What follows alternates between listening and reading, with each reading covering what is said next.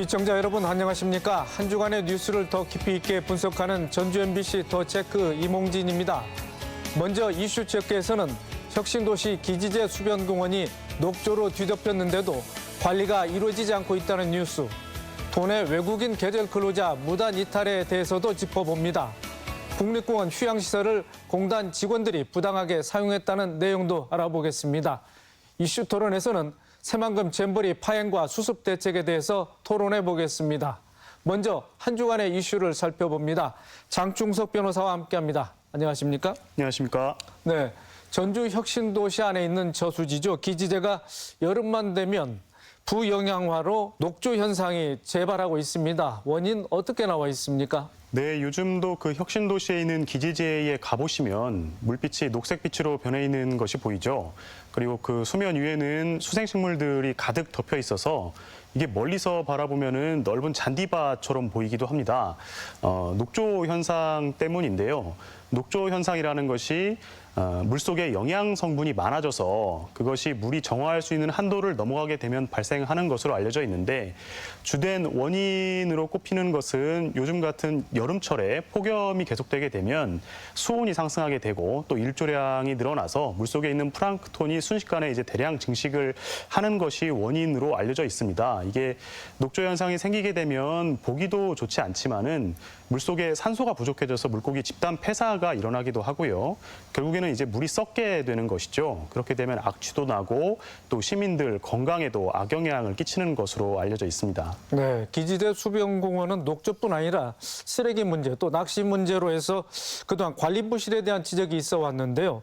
또 속내를 들여다보면 관리권 문제도 있다는데 어떤 내용입니까? 네, 지금 전북 혁신도시 내에 있는 기지제 같은 경우에는 현재 관리권이 한국농어촌공사 전주 완주 임실지사에 있습니다. 지금 기지제 안에 있는 물을 농업용수로 사용을 하기 때문에 관리권이 한국농어촌공사에 있는 것인데요. 그런데 이제 기지제 주변에 혁신도시가 조성이 되면서 현재는 사실상 기지제 물을 농업용수로 사용하는 그런 목적은 거의 소멸된 상황이기 때문에 한국농어촌공사에서 이 기지제에 대한 관리권을 좀 적극적으로 행사하지 않는 그런 상황으로 알려져 있습니다. 그러다 보니까 이제 이 기지제 관리권을 한국농어촌공사에서 전주시로 이양해야 된다, 이런 주장도 현재 나오고 있는 상황입니다. 네, 그런 주장을 농어촌공사가 펴고 있나요? 어째 농어촌공사의 입장은 어떻습니까? 일단 한국농어촌공사에서는 관리를 하고 있지 않는 것은 아니고 지금도 정기적으로 관리를 하고 있다라는 입장이고요. 그리고 이제 녹조 현상이 생기게 되는 것을 매달 한두 차례씩 정기적으로 예찰하고 있다, 이런 입장을 나타내고 있습니다. 그리고 녹조 현상이 발생하게 되면 이게 녹조 현상이 한번 생기면 굉장히 빠른 시간 안에 폭발적으로 증가를 하기 때문에 적절하게 모니터링을 하고 있다가 본인들이 이제 그 녹조 제거제 같은 것들을 적시에 투입할 수 있도록 관리를 적극적으로 한다, 이런 입장을 지금 보이고 있습니다. 네. 기지제를 따라서 조성된 산책로에는 하루 수백의 시민들이 이제 왕래를 하고 있는데요. 환경 개선을 위해서 필요한 대책은 무엇이라고 생각하십니까? 일단 지금 기지제 오염 관리 절차가 좀 필요할 것으로 생각이 되는데요. 공장 폐수라던가 축산 폐수, 생활 하수, 이런 것들이 유입됨으로 인해서 녹조 현상을 더욱더 지금 가속화시키고 있는 상황이거든요. 그런데 지금 기지제 같은 경우에는 상류 지역에서 이런 폐수라든지 하수들이 유입이 되고 있는 것으로 알려지고 있습니다. 그렇기 때문에 이런 오염물질 유입 관리 체계에 대한 정비가 필요할 것으로 생각이 되고요. 그리고 지금 기존의 기지제 바닥에 누적돼 있는 이런 오염물질들을 제거하기 위해서 어떤 준설 작업들도 좀 필요할 것으로 생각이 됩니다.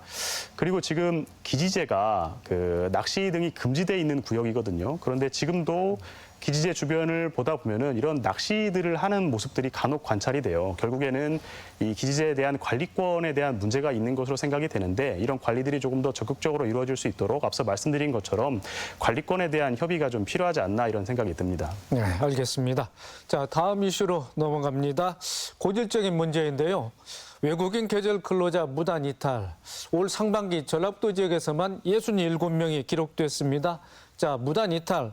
원인이 어디에 있습니까?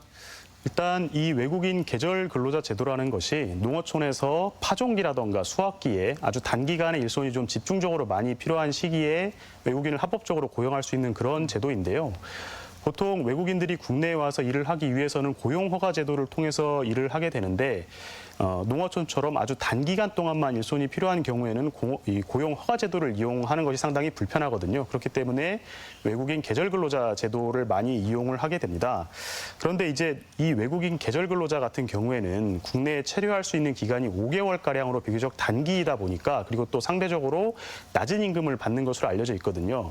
그러다 보니까는 외국인 계절근로자들이 현장을 이탈을 해서 불법 체류자 신분으로라도 국내에 장기 체류하면서 좀 돈을 더 벌겠다는 이런 유혹을 강하게 받는 것으로 알려져 있기 때문에 이런 문제들이 지금 매년 반복이 되고 있는 것으로 보입니다. 네. 외국인 개인이 스스로 잠적하는 경우도 있습니다만은 전문 브로커가 개입하는 경우도 종종 있다고 그럽니다. 자, 무단 이탈 어떤 방식으로 이루어지고 있습니까? 지금 이 외국인 계절 근로자를 모집하는 과정을 보면 국내 지자체와 해외 지자체가 업무 협약을 체결을 해서 진행을 하는 것으로 알려져 있는데요. 일단 국내 지자체가 외국인 계절 근로자를 요청을 하면 해외 지자체에서는 주로 이 모집 업무를 브로커에게 위탁을 해서 브로커를 통해서 계절 근로자를 모집을 한다고 합니다. 그런데 이 브로커가 지금 상당히 고착화돼 있다 보니까 이 외국인 계절 근로자가 되기 위해서 브로커에게 좀 상당한 액수의 수수료를 주는 이런 현상이 있다고 하고요. 그러다 보니 근로자들 입장에서는 브로커에게 준 수수료 이상으로 지금 돈을 벌어야 되기 때문에 국내에서 아무래도 좀 장기간 체류하면서 불법 체류 신분으로라도 이렇게 일을 해가지고 돈을 벌려는 이런 그런 유혹을 강하게 느끼는 상황이라고 합니다. 네, 무단 이탈을 하는 외국인 계절 근로자에게는 어떤 법적 조치가 취해집니까? 일단 외국인 계절 근로자는 단기간만 머물 수 있는 비자로 입국을 하기 때문에 현장을 이탈하게 되면 불법 체류자 신분이 됩니다. 불법 체류자 신분이 되게 되면 형사처벌을 받게 되고요. 또 적발 시에는 강제 출국이 될 수도 있고 또 재입국을 제한받는 그런 제재를 받게 됩니다. 그리고 지금 과거에는 이 귀국 보증금 제도라고 해서 외국인 계절 근로자가 본국에 일정 금액을 예치를 하고 만약에 현장 이탈을 하게 되면 이 보증금을 몰수하는 제도를 시행을 하기도 했었는데 막상 시행을 해보니까 이 외국인 근로자가 실제로 보증금을 예치했는지 아니면은 몰수 절차는 적절히 진행되고 있는지 이런 부분들에 대한 확인이 어려워서 현재는 그와 같은 제도는 시행되지는 않고 있고 외국인 계절 근로자 이탈이 좀 많이 발생하는 국가에 대해서는 일정 기간 모집을 제한하는 이런 방식으로 지금 제재 조치가 이루어지고 있다고 합니다. 자, 외국인 계절 근로자의 비중이 또 인력난이 가중되고 있는 돈의 농촌에서는 갈수록 커지고 있다고 볼 수밖에 없는데, 자, 무단 이탈을 방지하기 위해서 어떤 대책이 마련되고 있을까요? 일단 현행 모집 방식에 대한 문제를 지적하는 의견이 많습니다.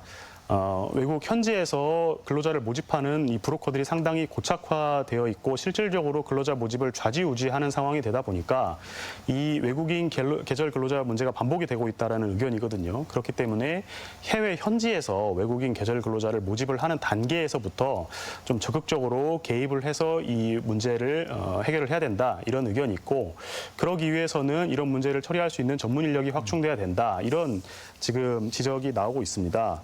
그리고 지금 외국인 계절 근로자가 국내에 입국한 다음에는 국내에서 이 근로자들을 관리 감독할 수 있는 인력이 사실은 지자체별로 매우 적은 상황이거든요. 그런데 이제 말씀하신 대로 외국인 계절 근로자가 매년 증가 추세에 있기 때문에 국내에 입국한 외국인 계절 근로자를 관리할 수 있는 각 지자체의 인력이 좀 확충이 돼야 된다라는 그런 지적이 있고 그리고 현실적으로 현재 외국인 계절 근로자 체류 기간이 상당히 단기이기 때문에 이 기간을 좀 늘리는 것도 바람직하다 이런 의견도 있습니다. 네, 알겠습니다. 자, 마지막 이슈 살펴봅니다. 최근 국민권익위원회가 국립공원이 운영 중인 전국의 생태 탐방원의 운영 실태를 조사한 결과 예비 객실을 일부 직원들이 부당하게 사용했다고 합니다. 자, 어떤 내용이죠? 네, 생태탐방원이라고 해서 국립공원공단이 운영하는 시설인데요. 최근에 국민권익위원회에서 이 생태탐방원 객실 이용 상태에 대해서 조사를 진행을 했고 결과 발표를 했는데 그 결과를 보니까 내장산이라든가 지리산 같이 도내에 있는 국립공원뿐만 아니고 전국에 있는 5개 국립공원에서 생태탐방원 객실을 직원들이 사적으로 좀 무단 이용을 해가지고 적발된 사례가 14건 그 사례가 적발이 됐다고 합니다. 구체적인 사례 나와 있습니까? 생태탐방원 직원들이 어떤 다른 직원이라던가 지인이라던가 아니면은 뭐 퇴직한 그런 직원들의 청탁을 받고 그 생태탐방원 예비 객실을 무료로 이용해 줄 수 있도록 해준 그런 사례들이 많이 적발이 됐는데요.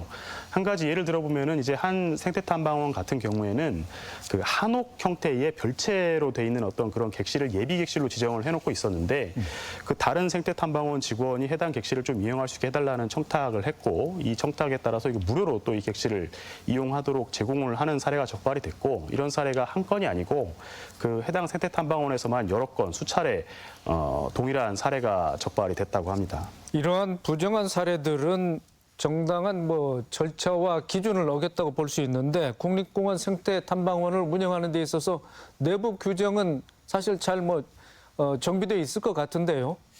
지금 국립공원 생태탐방원 객실을 이용을 하려면 그 생태 체험 프로그램 참여자에 한해서 온라인으로 사전 예약을 하는 경우에만 이용을 할 수 있도록 돼 있고 이 경우에도 반드시 유료로 이용을 하도록 돼 있습니다. 그런데 이제 그 객실 중에서 일부 객실이 예비 객실로 지정이 돼 있는데 이 예비 객실이라는 것이 지금 일반 객실 이용자가 숙박을 하는 과정에서 뭔가 문제가 생겼을 때 그 방을 바꿔주기 위해서 예비로 준비를 해놓는 객실이거든요. 그런데 이제 이 객실을 무료로 무상으로 직원들이 사적인 용도로 대여를 해주는 상황들이 지금 발견이 되고 있는 것입니다. 네. 자, 국민권익위가 조사하는 과정에서 예비 객실 관리 대장이 부실하거나 아예 또 비치되지 않았다 이런 내용이 있고요. 또 직원들 진술에 의해서만 6개월간 조사를 했다. 그렇다면 이런 부당 이용 사례가 관행처럼 굳어져 왔던 게 아닌가 이런 의심도 들 수밖에 없습니다. 예, 그 예비 객실은 말 그대로 비상용으로 비상사태가 발생했을 때 사용하기 위해서 비워놓는 객실이기 때문에 관리 대장이 별도로 없다고 하고요. 그러다 보니까 국민권익위원회에서 조사를 하는 과정에서도 직원들의 기억이나 진술에 의존해서 최근 6개월간의 어떤 그런 사용 형태를 확인할 수밖에 없었다고 합니다. 그런데 이제 말 그대로 예비 객실이라는 것은 비상용 객실임에도 불구하고 각 생태탐방원에서 객실 중에서 좀 크고 좋은 객실들을 이렇게 예비 객실로 지정을 해가지고 지금 일반인이 예약할 수 없는 이런 형태의 객실을 사용을 해왔던 것인데 이런 점에 비춰보면 지금 이런 사례가 상당히 생태탐방원 내에서 관행적으로 오랫동안 행해져 온 것이 아닌가 이런 의심을 사기에 좀 충분한 상황인 것 같습니다. 네, 그렇다면 국립공원공단이나 관련 직원들에 대한 처벌이라고 할까요? 징계는 어떻게 예상되고 있습니까? 네, 일단 징계 조치가 있을 것으로 예상이 되고요. 생태탐방원 같은 경우에는 공공기관이기는 하지만은 징계에 있어서는 이제 공무원과 동일한 기준들을 적용을 받기 때문에 징계 조치가 있을 것으로 예상이 되고 또 청탁금지법 같은 법률에 저촉이 될 가능성도 있을 것 같습니다. 그리고 지금 이번에 적발된 사례들을 보면 대부분 무상으로 이것을 이용할 수 있도록 대여를 해준 사례들인데 만약에 대가 관계에 의해서 금전이 지급이 됐거나 한다면 그 징계 수위라든지 형사처벌 가능성이라든지 이런 부분들에 대해서도 영향을 미칠 것 같습니다. 네, 알겠습니다. 이번 주 이슈 체크 여기까지 하겠습니다. 장충석 변호사 수고 많으셨습니다. 예, 감사합니다.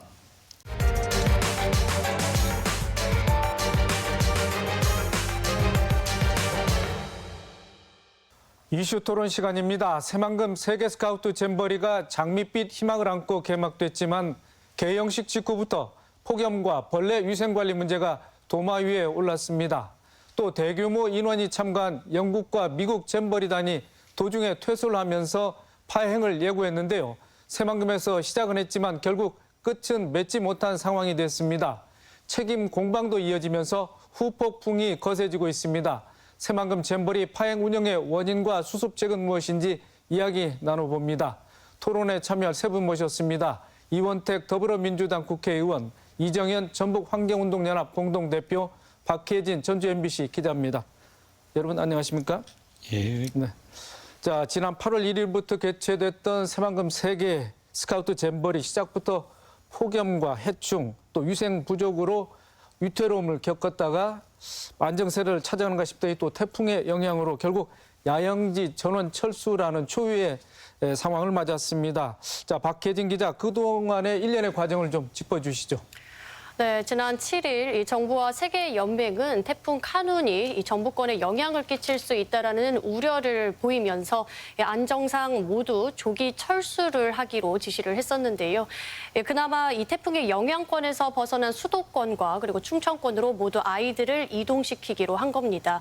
결정에 따라서 다음 날 하루 종일 아이들이 이 수도권 그리고 충청, 세종 그리고 전북도까지 모두 다른 곳으로 이동하기 시작했습니다. 사실상 많은 예산을 들여서 만들었던 야영장과 또 그 안에서 했었던 이 프로그램 모든 것이 철거되는 위기에 처해진 겁니다.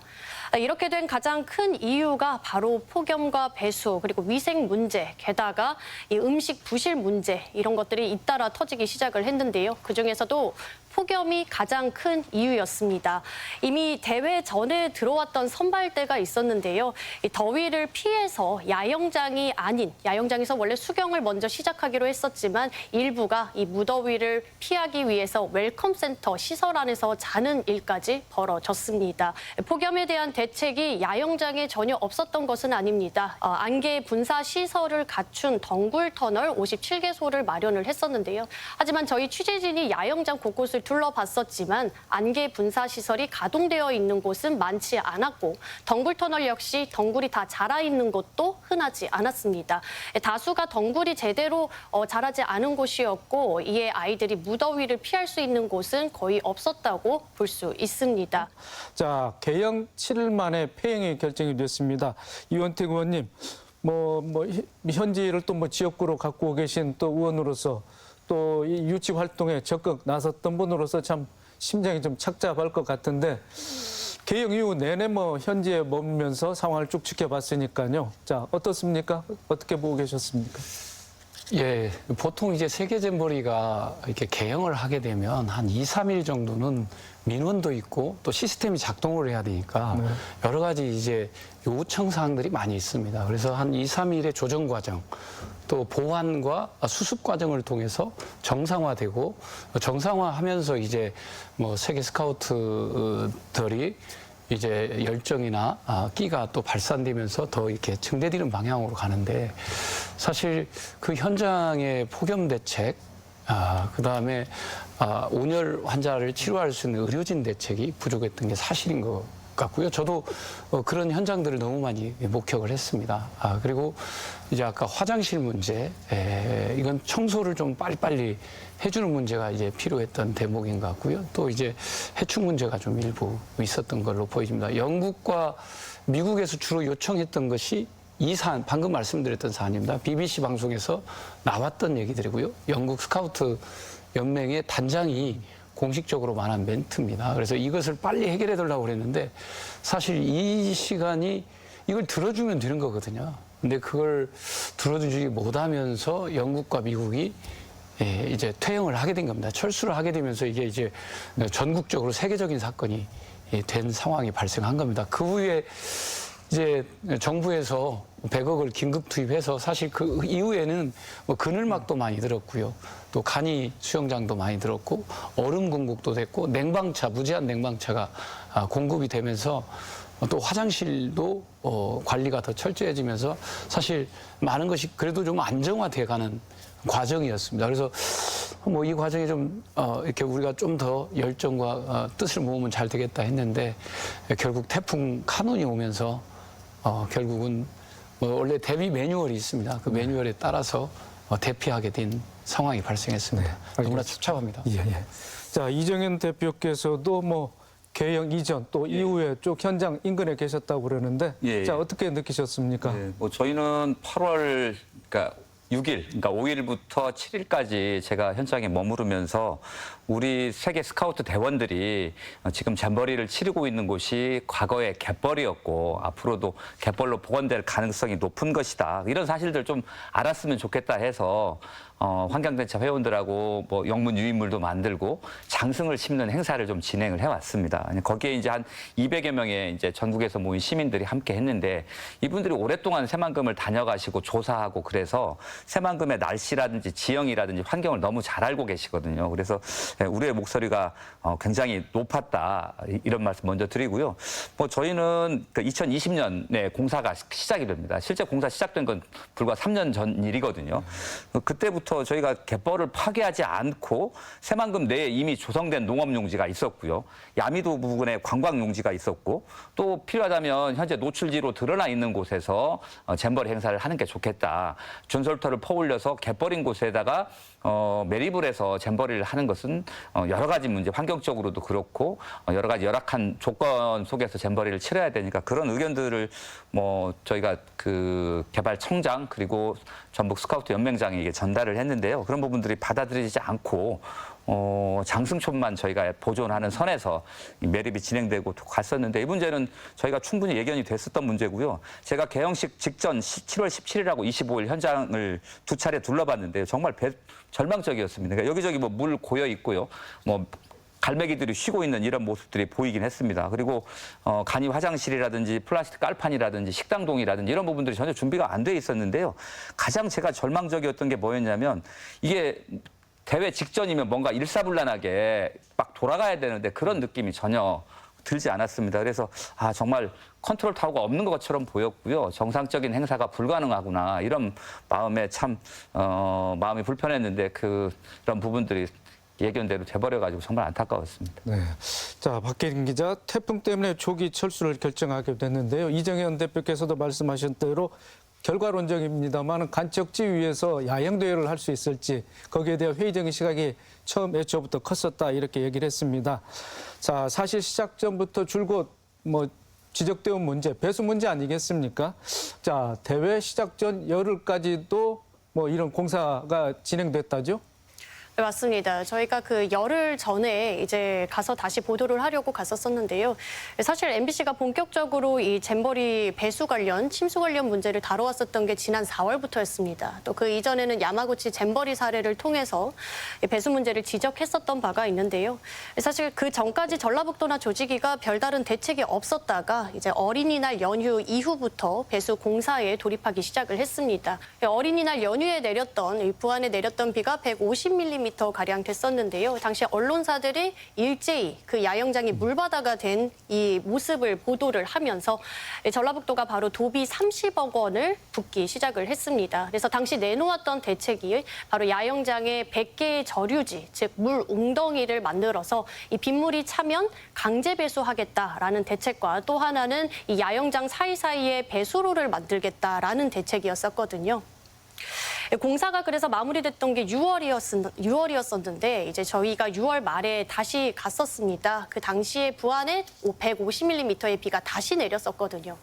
저희가 다시 갔을 때 배수 공사를 어떻게 보면은 잘 되는지 시험할 수 있는 기회였는데 오히려 부실 공사였음을 여실히 보여주는 계기가 됐습니다. 그래서 당시 제가 현장에 갔을 때 배수 공사 전과 달라진 게 보이지 않았고요. 오히려 아까 말씀하셨던 것처럼 이 바닷모래, 이 준설토 때문에 비만 오면은 계속해서 흘러내려서 오히려 배수로를 막아버리는 현상까지 벌어졌습니다. 다시 펌프를 추가하고 또 중장비를 계속 동원을 해서 이 대회 직전까지도 토사가 흘러내리지 않게 그 위에 천을 이렇게 덮고 그리고 파쇄석을 까는 등 이런 땜질 공사가 이어지고 있었고요. 대회 도중에도 저희 취재진이 계속 가서 이제 봤을 때는 아이들이 다니는 도로에 중장비가 계속 왔다 갔다 하고요. 또 아이들이 수경하는 텐트 공간 바로 옆에서 이 보강 공사가 이어지는 모습을 발견할 수 있었습니다. 네, 시기상으로도 또 태풍에 대한 대비도 있었어야 될 텐데 그런 대비는 현장에서 어떻게 확인하셨습니까? 네, 지난 6월, 즉 잼버리 대회가 시작하기 2달 전에 저희가 또 보도를 통해서 태풍이 대회의 변수가 될 수 있다라고 예견한 바가 있습니다. 당시에 어떻게 대책을 마련했느냐 취재진의 질문에 조지기와 전라북도는 태풍을 대비해서 도내 342개의 구호소를 마련했고 또 태풍이 예상될 경우를 대비해서 또 버스들을 총동원해 비상수송 대책도 마련했다라고 말한 바 있습니다. 사실상 모든 태풍에 대한 대비가 완료됐다라는 뜻인데요. 하지만 정부는 이 구호소들을 사용하지 않기로 최종 확정 지었습니다. 그 이유를 물어봤을 때 여가부 측에서는 일시적으로 구호소는 머무는 장소이기 때문에 언젠가는 이 수경지로 돌아와야 한다라는 한계가 있다라고 그 이유를 설명을 했는데요. 구호소 리스트를 조직위에 계속해서 요청했지만 이 조직위는 계속 거부했습니다. 하지만 저희가 취재해본 결과 조직위가 당초 마련했다라고 했었던, 구비했다라고 했었던 342개소 구호소 대부분이 비상대피에 적절하지 않은 것으로 확인됐습니다. 지하 주차장이 구호소로 지정이 되어 있었고요. 그리고 혹은 엉뚱한 주소가 표기되어 있기도 했습니다. 또 야영장에서 반경 10km 이내에 있는 대피소가 342개소 가운데 3곳에 불과했고요. 또 20km 이내에 있는 구호소가 30곳에 불과했습니다. 사실상 30분 안에 대피소로 이동할 수 있는 최대 인원이 전체 참가자의 10%도 안 되는 3,600여 명으로 설정을 해놓은 겁니다. 1시간 30분 정도 걸리는 100km 거리에 있는 완주의 한 면사무소도 대피소로 지정이 되어 있었습니다. 이번에 전체 철수 당시에 보셨으면 아시겠지만 아침 일찍부터 철수를 시작을 했어도 버스로 이동을 해서 다 출차까지 하기까지 전체 인원이 나가는 시간이 12시간, 즉 하루 종일 걸렸었는데요. 사실상 비상 대피는 불가능에 가까운 수준이었습니다. 또 덧붙이자면 구호소 면적도 1인당 0.78평, 즉 1평도 되지 않는 수준으로 간신히 이 구호소 수용 면적을 맞춘 수준이었습니다. 네, 알겠습니다. 자, 이정현 대표님, 자, 부지 용도 변경 문제를 좀 한번 짚어보겠습니다. 원래 관광 레저 용지였는데 농업 용지로 이제 용도를 바꿨습니다. 예. 그래서 배수나 기타 시설을 설치하기가 좀 곤란했었고 반면에 환경 영향 평가는 받지 않아도 됐다. 그래서 좀 이 잼버리 대회의 방향타를 잘못 설정한 거 아닌가 이런 뭐 지적도 나옵니다만은 어떻게 보고 계십니까? 예. 매립하는 과정에서 여기가 이제 농업용지를 만드는 과정이니까 넓은 논을 만드는 건데요. 당초에 잼버리에 필요한 부지 면적을 계산했을 때가 약 389헥타르인데요. 실제 이 사업을 진행하는 과정에서 그러니까 이 관광 레저 용지를 농업 용지로 만든 면적, 임시 사용 승인을 받은 면적이 약 884헥타르예요. 2배가 넘습니다. 그러니까 넓게 논을 만들어 놓은 데다가 필요 면적의 2배 이상 넓은 면적을 놓으니까 이게 배수가 안 되는 문제가 생깁니다. 일본 야마구치 사례를 드는데 거기는 매립이 끝나가지고 집안이 안정화된 지 상당 시간이 지났었거든요. 그래서 여기하고 비교가 되지 않는 상황이라고 좀 보시면 될 것 같고요. 그 결국은 근본적으로 이제 여기가 그 농업 용지로 하는 그것도 거의 집안이 안정화되지 않은 가매립 상태에서 비만 오면 두부처럼 진창이 되는 그런 땅에서 한 게 문제가 되는데요. 이게 원래는 관광 레저 용지인데 이 땅을 매립할, 그러니까 개발청에서 예산을 확보할 수도 없고 민간 사업자도 나타나지 않으니까 2017년 12월에서야 이 용도를 그러니까 관광 레저 용지에서 농업 용지로 바꾸고 그 이유는 농지 기금을 끌어오기 위해서 가져온 겁니다. 그래서 2,150억의 농지 기금을 끌어와서 이 사업을 시작했는데요. 거기에 따라서 설계하고 맞추다 보니까 실제 공사는 2020년에 들어서야 시작이 된 겁니다. 그러니까 실제로 3년 남겨놓고 매립이 시작이 되는 겁니다. 그러니까 집안이 안정화될 시간, 그 여러 가지 뭐 배수로라든지 도로라든지 그다음에 최소한의 텐트를 칠 수 있는 공간들에 대한 이걸 할 수 있는 시간 자체가 안 된 겁니다. 그 과정이 문제가 있었던 거고요. 거기에서 이번 사태에 본질적인 문제가 있었다라고 저희는 보고 있습니다. 네. 이 의원께서 뭐 지난해 10월 또 여성가족부 국정감사장에서 폭염 또 폭우 뭐 잼버리 4대 취약점에 대해서 장관을 상대로 해서 많은 질의를 했고 또 장관은 뭐 사후에 보고를 하겠다. 이렇게 답변을 했는데 뭐 관련 대책을 그 이후에 뭐 보고를 받으신 적이 있습니까? 보고를 제 기억에 11월 정도에 받았고요. 네. 근데 이제 거기가 이제 그 계획의 내용이 뭐냐면 자연재난이 왔을 때 대피 중심의 계획이었습니다. 그러니까 뭐 태풍이 왔을 때 폭염이 일정 이상 올라갔을 때 또는 테러가 발생했을 때 대피 중심이죠. 인근의 학교를 확보한다든가 아까 그 300몇 개의 어떤 거였습니다. 그래서 제가 거기서 그때 이제 요청한 게 잼버리는 그런 조건 하에서 활동을 하기 때문에 그늘막, 그린터널 이런 거 좀 보강을 충분히 해줬으면 좋겠다. 그래서 시원하게 활동할 수 있는 게 좋겠다. 이게 대해성사에 대단히 중요한 요소다. 두 번째가 이제 화장실 문제. 이건 사람의 뭐 필연적인 생리적인 문제잖아요. 이게 잘 관리되지 않으면 안 되기 때문에 화장실 샤워장 늘려라. 라고 제가 요청을 했었고 100억을 쓰고 지적을 받느니 130억을 쓰고 칭찬을 받는 게 우리 국가 이미지와 국격을 확보하는 데 도움이 된다. 좀 적극적으로 해달라고 제가 이제 요청을 했고요. 그때도 이제 해충 문제도 또 이제 그런 걸 좀 했었습니다. 근데 뭐 모기는 좀 잡은 것 같은데 나머지 해충은 좀 못 잡은 것 같습니다. 그래서 여가부에 요구를 했고 여가부가 적극 검토한다고 그랬는데 사실 이것이 이제 조직위에 보고되고 사무총장한테 보고되고 이게 여가부 장관한테 가고 여가부 장관이 중앙행정기관장들 그러니까 뭐 행안부라든가 기재부라든가 이렇게 보고되면 협의되면서 재원 대책이 만들어지면 얼마든지 해결될 수 있는 일인데 이게 원활하게 작동이 안 된 겁니다. 그래서 이게 복잡한 대책이 아니거든요. 재원이 많이 들어가는 것도 아니기 때문에 그래서 좀 관심이 덜했다는 거고 그러다 보니까 대책이 안 세워진 거죠. 그런 또 파행의 주 원인으로 컨트롤 타워가 부재하다 이런 얘기가 나와 있습니다. 5명의 공동 조직위원장이 있지만은 총괄 조직위원장이 없었습니다. 그러다 보니까 서로 책임을 떠넘기는 이런 구조가 지금까지 지속되어 왔지 않느냐 이렇게 하는 지적도 있는데 그럼 어떻게 생각하고 계십니까? 이제 그런 지적이 일면 맞습니다. 그러나 우리 잼버리 조직위법에 보면 여가부 장관이 승인권을 갖게 돼 있습니다. 종합계획에 대한 승인권, 또 종합계획을 변경해야 할 승인권, 긴급 상황에 어떤 대응할 수 있는 그 권한을 여가부 장관한테 그 승인권을 갖고 있습니다. 그래서 이것은 여가부 장관이 주무부처 장관으로서의 총괄 기능을 갖고 있는 거다라는 걸 보여주고요. 조직위 사무총장하고 여가부 장관이 핵심적으로 같이 소통하면서 판단하고 그걸 뭐 행안부라든가 기재부라든가 문체부하고 협의해가면서 정부 지원위원회에 또 보고하고 또 결정을 끌어내고 이런 과정이 작동이 돼야 됩니다. 이제 나중에 2월 달 이후에 행안부 장관하고 문체부 장관이 결합을 했는데 그 결합을 하게 된 그분들의 고유의 목적은 별도로 있습니다. 문체부 장관은 문화교류라든가 케이팝 콘서트라든가 이런 걸 지원해주고 서포팅하는 역할이 필요했었고요. 또 행안부 장관은 이제 재난이 왔을 때 그런 걸로 보여집니다. 제가 볼 때는. 그렇기 때문에 총괄은 여전히 여성가족부 장관이다라고 말씀드립니다. 네, 알겠습니다. 자, 이정현 대표님, 이 잼버리 행사에 1,000억 원이 넘는 예산이 뭐 사용됐다고 그럽니다. 예.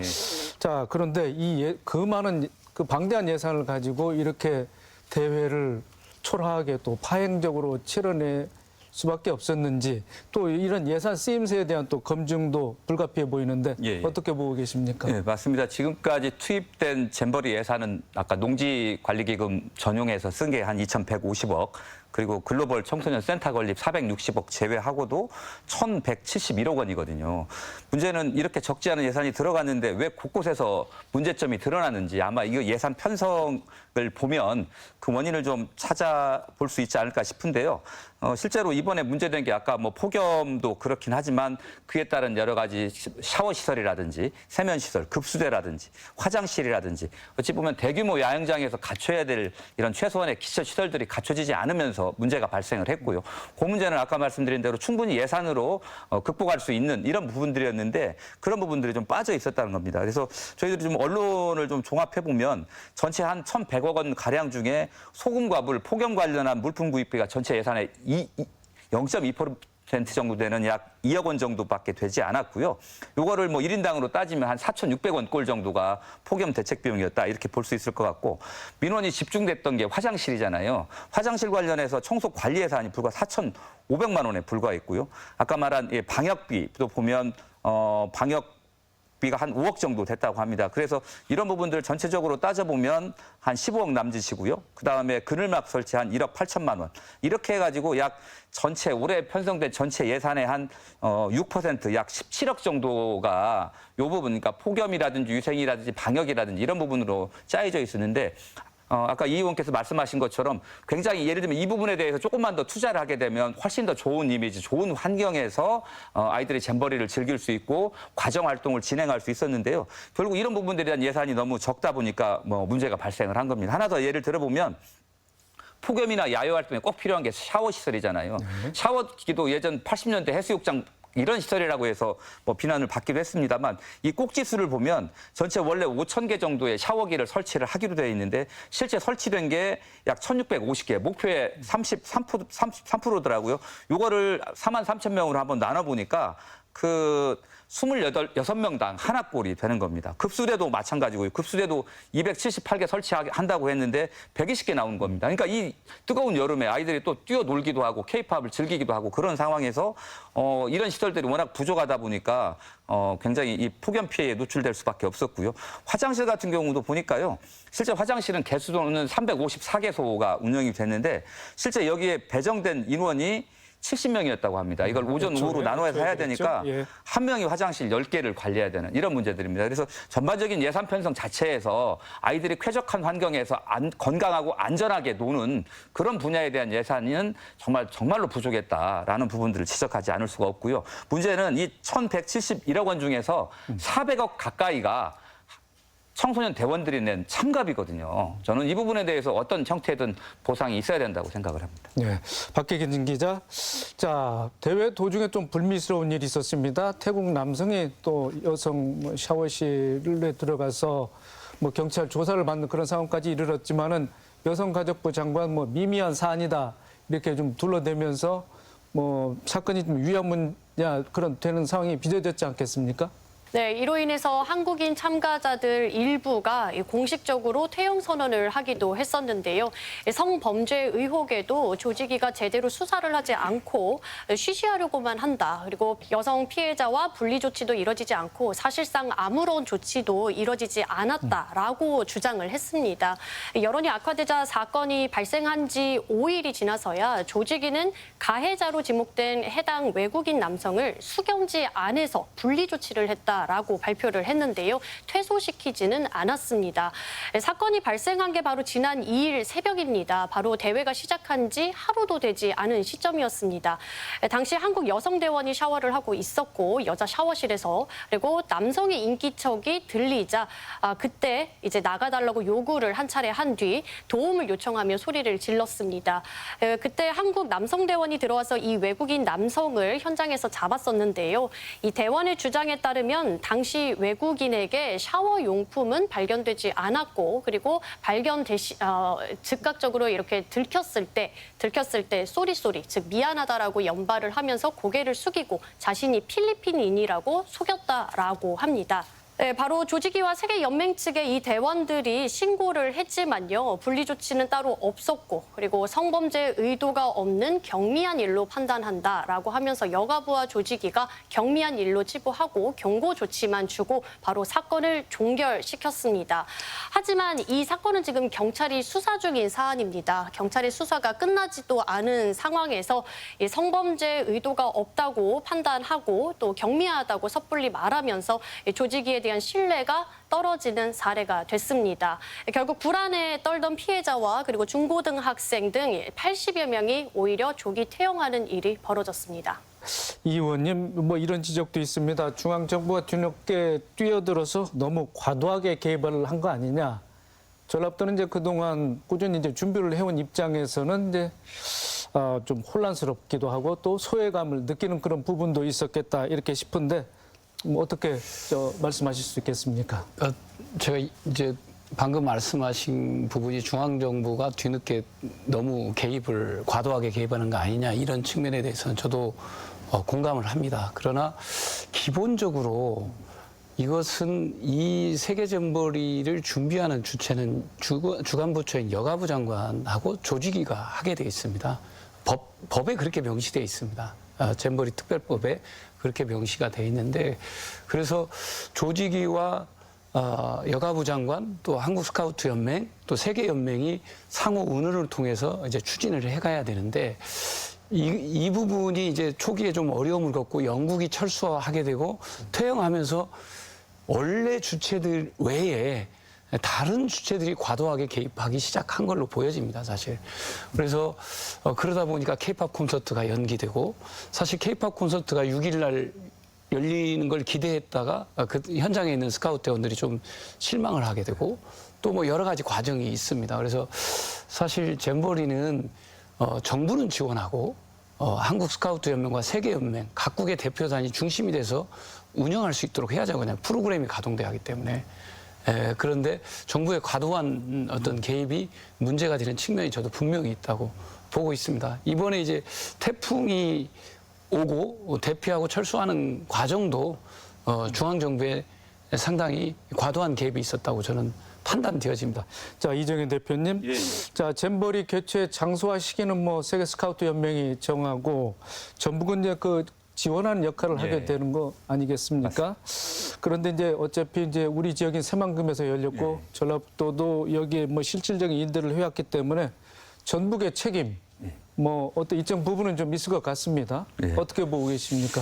그 뭐 일단은 의원님께서 말씀하신 대로 법적으로 책임은 여가부와 조직위원회에 있기는 합니다. 그리고 가장 큰 문제는 사실은 여가부가 윤석열 정부 들어서 존폐 논란에 있었고요. 폐직 수순을 밟고 있는 거지 않습니까? 네, 그런 상황이다 보니까 이런 사업들을 힘있게 끌고 가지 못했다는 데에서 좀 그 원인을 찾아야 된다라고 생각을 합니다. 근데 일단은 잼버리 시설과 관련된 업무 분장을 보면 시설의 설치의 책임은 전라북도에 있거든요. 그러니까 기반 시설을 설치하고 지원하는 것은 이제 전라북도의 업무라고 보시면 됩니다. 아까 그런 측면에서 정부가 좀 예산을 적극적으로 요청을 하고 조금 우리가 얘기한 뭐 폭염이라든지 폭우, 위생시설이라든지 이런 부분들은 예산을 얼마만큼 투자하느냐에 따라서 그리고 신속한 지원의 여부에 따라서 확 달라질 수 있는 부분이거든요. 근데 이런 부분들에 대해서 얼마만큼 적극적인 요구를 해왔는지 이런 부분들에 대해서는 좀 그 평가를 좀 해봐야 될 것 같습니다. 어쨌든 현장 예산에 대한 집행권도 전라북도에 있는 상황이고요.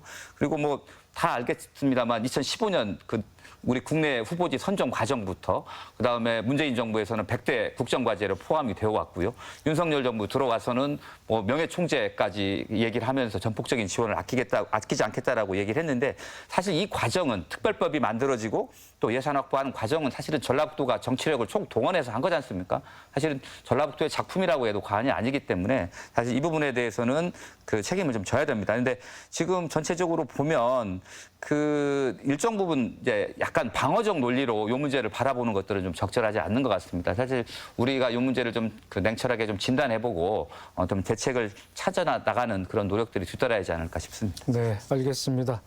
자, 토론을 뭐 거의 마쳐야 될 시간이 된 것 같습니다. 당초 뭐 기대와 희망 속에 새만금 세계 잼버리 대회가 시작했지만은 그 중간 과정은 많은 비평을 받았고 또 반발을 사왔습니다. 아쉬움과 또 허탈감 속에 행사가 막을 내렸지만은 앞으로 이런 예기치 못한 사태를 어떻게 또 수습하고 마음의 상처가 큰 도민들을 위안하고 치유해야 될지 우리 패널들께서 마무리 반응으로 해주시고 이 시간 마치도록 하겠습니다. 먼저 박혜진 기자. 계속 현장에서 함께 하면서 이 대회 전부터 그리고 대회가 끝날 때까지 조기 철수할 때까지 현장에 있었었는데요. 성공적으로 안전하게 개최될 수 있도록 현장에서 보도를 해왔던 취재 기자로서 좀 허탈함을 느끼기도 하고요. 그리고 제기됐었던 문제들이 대회 도중까지도 해결되지 않았던 것에 대해서 아쉬움도 큽니다. 그리고 결국 그로 인해서 조기 철수와 철거까지 벌어지게 되니까 또 함께 취재해왔던 기자들도 다 같이 허탈함을 느끼고 속상한 마음을 감추지 못하면서 그 현장을 지켜볼 수밖에 없었습니다. 현장에서도 주민들이나 그리고 또 대원들을 만나다 보면요. 이야기를 나눠보면 조금 더 준비를 했었더라면 이런 아쉬움을 내비치는 분들이 참 많았습니다. 이게 14살에서 18살 사이의 청소년들만 참가할 수 있는 거기 때문에 사실상 4년에 한 번씩 열리는 대회라서 평생 한 번의 기회 그리고 또 한 번만 갈 수 있는 그런 대회였습니다. 그래서 돌아간 아이들이 그래도 더 큰 사고가 발생하기 전에 우리 대한민국 정부가 한국에 해줄 수 있는 것은 최선을 다해 지원해줬다. 그리고 좋은 기억만 가지고 돌아갈 수 있기를 그리고 돌아가서도 그렇게 기억되기를 바랍니다. 네, 자 이정현 대표님. 예, 그 뭐 아마 중앙 정부는 대회가 끝나면 책임 수재를 가린다면서 아마 강도 높은 감찰이라든지 감사를 이어갈 건데요.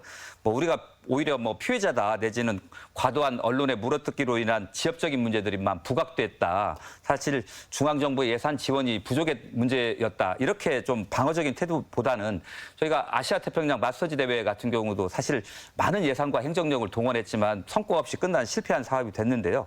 왜 이런 국제 행사를 유치해서 진행하는 과정이 왜 이렇게 가장 실패를 거듭하고 있는지 이 부분에 대해서 우리 스스로가 냉철한 평가를 좀 내려봐야 된다라고 생각을 합니다. 그래서 전라북도가 먼저 유치 과정부터 운영 전 과정에 대한 평가를 진행하는 저는 TF를 꾸려내서 반드시 그 백서를 발간을 좀 해야 될 것 같고요. 전라북도의회 같은 경우도 세계 잼버리 투기를 구성해서 전 과정에 대한 평가, 그래서 실추된 전라북도 이미지 개선 방향까지 좀 검토를 좀 해봐야 될 것 같습니다. 그리고 어쨌든 이 과정을 통해서 잼버리 대회를 이렇게 끌어온 사람들, 그리고 이렇게 예견된 문제입니다. 근데 그런 문제들 충분히 해결할 수 있다고 사진 찍고 끄떡없다고 얘기했던 분들에 대한 책임도 반드시 물어야 되고요. 그래서 이런 과정들을 낱낱이 기록하고 공개해서 이런 실패들이나 과오들이 다시는 지역사회에서 재발하지 않도록 하는 기회로 삼아야 된다고 생각을 합니다. 네, 알겠습니다. 자, 마지막으로 이원택 의원님.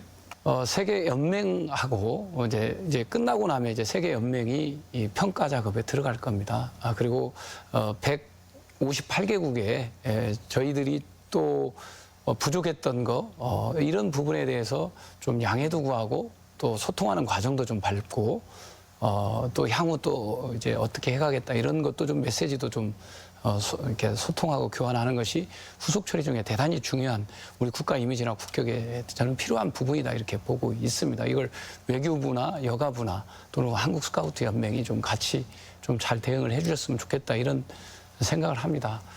우리 도민들께서 이제 상실감이 좀 큰 부분이 있을 것 같습니다. 이 부분은 저희가 뭐 평가는 또 객관적이고 냉정하게 하고 또 개선 대책도 세워가야 될 것 같고요. 또 하나는 전북이 앞으로 나아가야 할 비전도 이런 걸 계기로 해서 좀 단단하게 점검도 해가면서 도민들께 어떤 꿈과 희망을 줄 수 있는 그런 비전들도 저희들이 점검을 좀 해서 세워가야 되지 않을까 이렇게 말씀드립니다. 네, 알겠습니다.